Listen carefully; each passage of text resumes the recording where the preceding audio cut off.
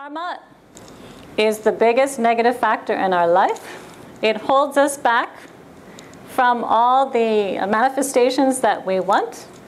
So today it's going to be very helpful to have clarity on 22 of your karmas that you feel are holding you back the most. And these can include paradigms as well. And to me, a paradigm is a deeply held belief that you don't consciously think of it when you make choices, but every day you act from that inner paradigm. For example, the thought pattern I gave of money doesn't grow on trees, my parents taught me that when I was young. Money doesn't grow on trees, and money's hard to come by. So indeed, I grew up with a very strong thought that money doesn't grow on trees and it's hard to come by.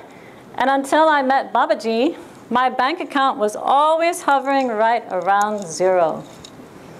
I exactly acted on my paradigm. Now, if you had asked me, I would have said, well, definitely I want more money than zero in my bank account. But my karma was not allowing me to rise above that. So a lot of people have self-defeating paradigms that you're not even conscious of. But they could come from your parents, they could come from your teachers, they could come from your friends, they could come from society. And it's very important to identify, because Dr. Pillai explained recently a teaching of Lord Murugan. And Murugan was teaching that in order to attain enlightenment, every day we have to continually release all of our karmas. Now, we've talked before about enlightenment and karma. However, when Dr. Pillai said this, a new realization dawned in me. And that was that Murugan was saying, we have to release it every day. We have to release. We have to let go. So many times, people actually become attached to their karmas because it's their identity. And often we feel more safe within this limited universe of limited, unsupportive relationships, and then a job that goes nowhere. Maybe we feel more safe having a weight problem, because if we lost weight, maybe we'd be afraid that we actually would attract a lot more people into our life, and then we would have to learn how to become intimate with people. So there are many factors that actually keep us trapped in a very limited world where we believe these karmic patterns, this is my identity. And we often almost talk about it in a proud fashion. I attract only jerks in my life. That's why all men are jerks. I have heard this many times in the US. I don't know if people talk like this in Singapore. Become clear about this negative, limited world we've built for ourselves by accepting that our karmas are us. They're not. They're just our karmas. Our soul is divine. Our soul is free. Our soul is liberated. Our soul is unlimited.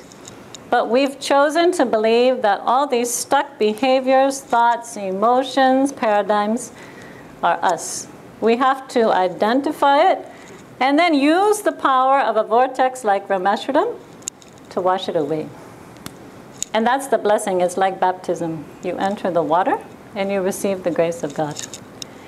So after we identify these karmas, we are energetically going to travel through space to Rameshwaram, swim in the sea of Rama, perform Tarpana, purify ourselves in the 22 wells. We brought back the water with us from Rameshwaram, so that water contains the full power of Rameshwaram. We'll use that both to purify ourselves and to pour over a Shivalinga as we're doing the great ritual act that Lord Rama did in order to atone for his sins. And then we will energetically visit the Samadhi place of Patanjali, where his power resides, and ask him for his blessings in manifesting a new life.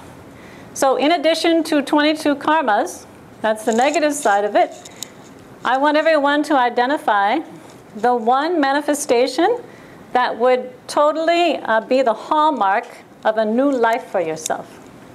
What is the one manifestation that would prove to you that you are moving beyond all these karmic patterns and you're starting a new life? So, before we embark on our journey It's most important to throw out our logical mind and any negativity that says that change can't happen by making an energetic visit to Rameshwaram. So we're going to practice yogic sleep now. For those of you that have never done yogic sleep, you're going to be put into a state of trance where the mind will become quiet, disappear, and hopefully you'll be able to enter a new divine state of consciousness.